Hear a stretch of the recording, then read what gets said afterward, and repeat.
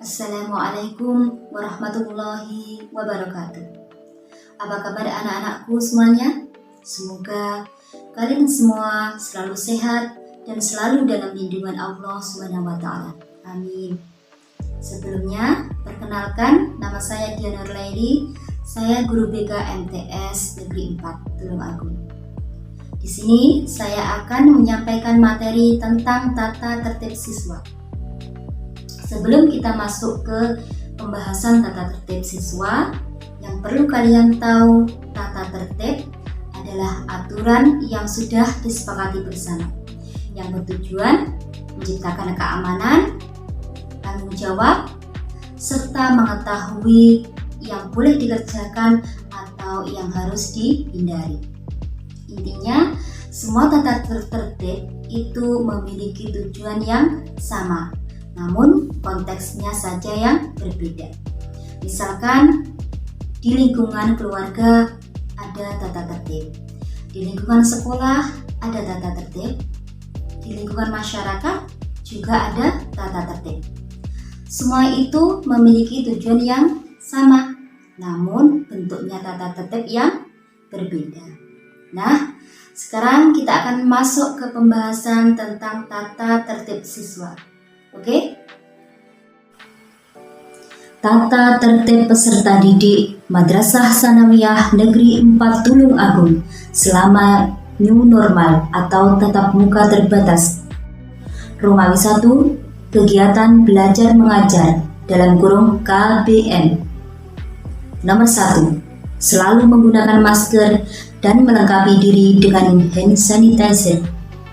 Ingat bahwa hand sanitizer selalu dari rumah, jangan sampai lupa.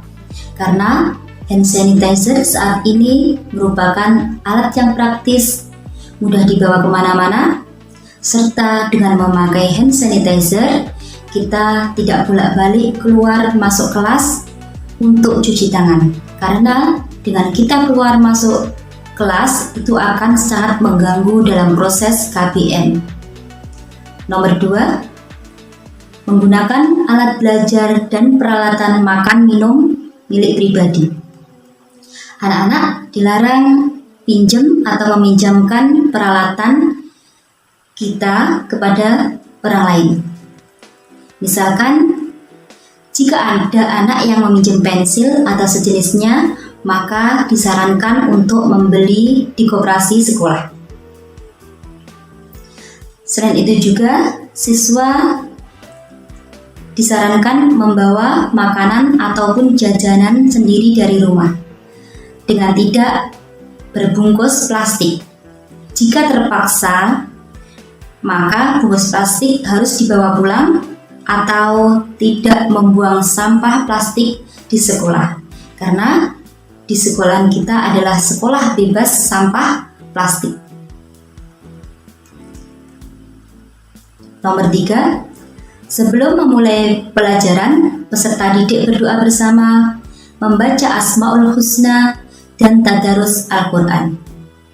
Jadi, setiap memulai kegiatan dengan mengucapkan doa dan juga dengan kegiatan yang baik, insya Allah niat kita dari rumah menuntut ilmu akan diridhoi serta mendapat berkah dari Allah SWT.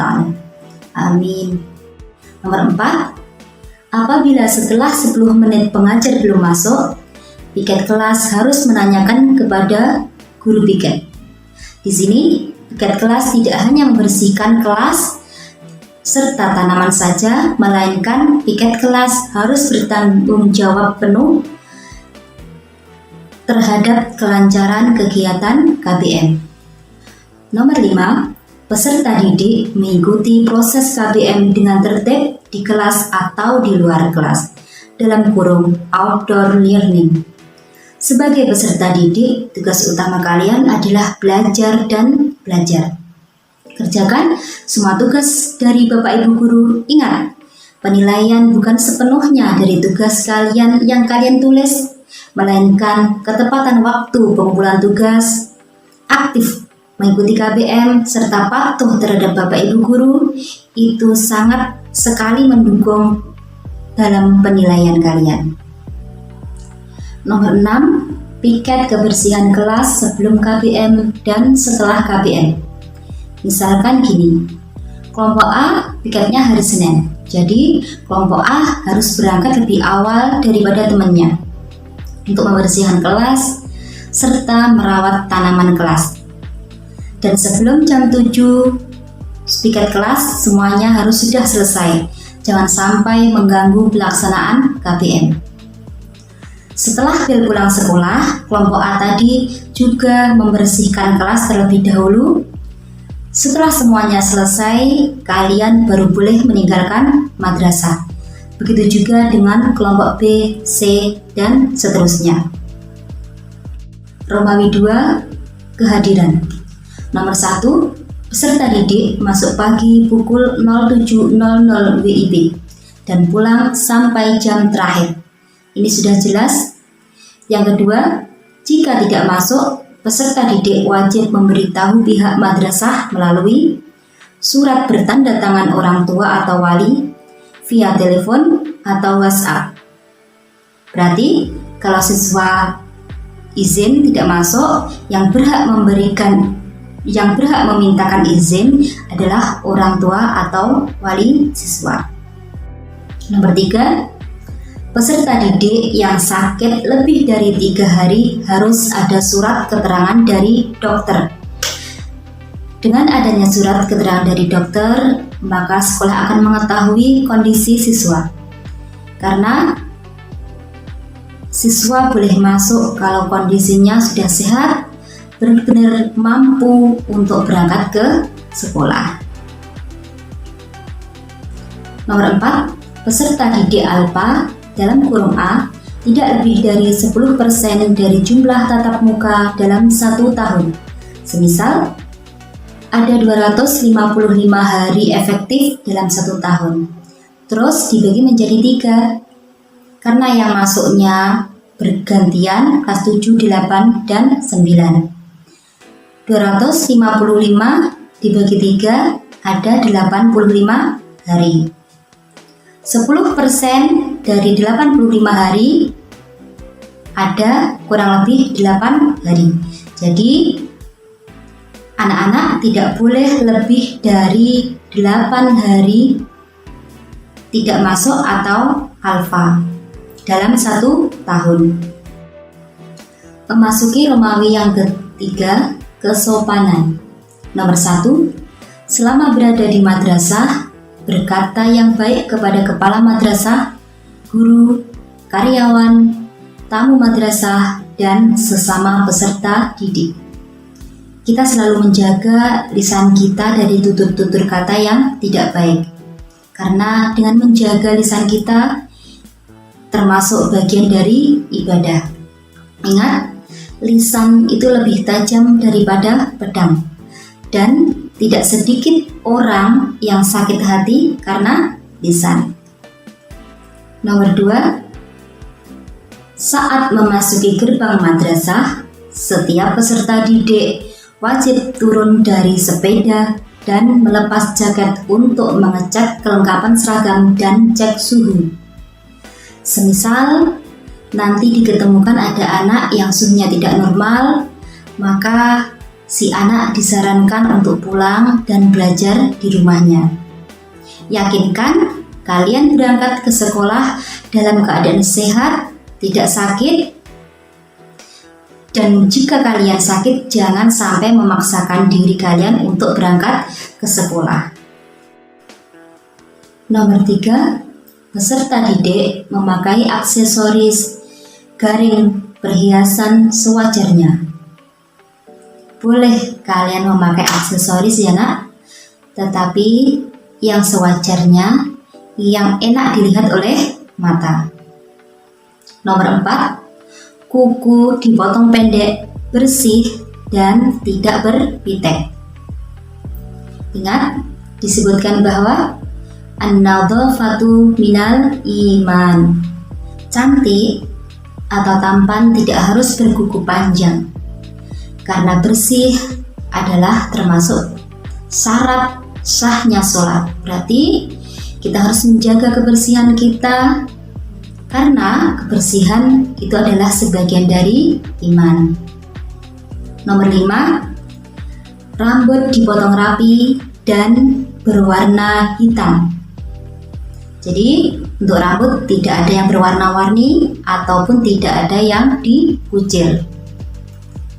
Nomor 6, memakai seragam sesuai yang ditetapkan madrasah. Untuk seragam ini sifatnya kondisional atau menyesuaikan. Memasuki Romawi yang keempat, perilaku. Nomor 1, peserta didik wajib memelihara sarana dan prasarana madrasah. Berarti siswa dilarang mencoret-coret bangku, dilarang mencoret-coret dinding, ataupun merusak segala fasilitas yang ada di madrasah. Nomor 2, semua peserta didik wajib memelihara kebersihan lingkungan dan kesehatan supaya belajar kalian nyaman, jauh dari polusi, maka imun kita akan semakin meningkat dan kesehatan pun akan selalu menyertai kalian.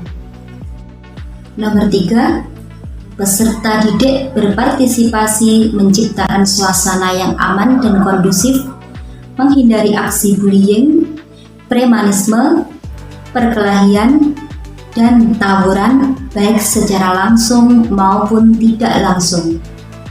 Karena sekolah kita adalah sekolah ramah anak, wajib bagi kita menghindari segala tindakan kekerasan yang bisa merugikan diri sendiri maupun orang lain. Jadi dengan berusaha tidak melakukan kekerasan, bullying, dan sejenisnya sama dengan melatih atau mengontrol diri kita menjadi lebih baik. Jika kita berhasil mengontrol yang jelek menjadi baik, maka insya Allah kita akan melewati masa-masa perkembangan kita dengan baik dan kalian akan tumbuh menjadi remaja yang baik. Nomor 4, selama berada di madrasah, peserta didik bersikap ramah, saling menghargai kepada sesama peserta didik. Dengan saling menghargai, maka kita juga akan dihargai oleh orang lain. Serta dengan membiasakan 5M, salam, senyum, sapa, sopan dan santun akan menambah pengenalan kita kepada teman. Begitu juga akan menambah kecintaan kita kepada keluarga besar kita, yaitu keluarga besar MTS Negeri 4 Tulung Agung. Memasuki Romawi yang kelima, penutup. Hal-hal yang belum tercantum dalam tata tertib di atas akan diatur kemudian.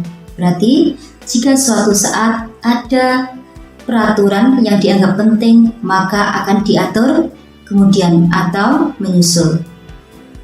Tulung Agung, 12 Juli 2021, tertanda Kepala Madrasah Dr. Haji Bambang Widarsono MKPD.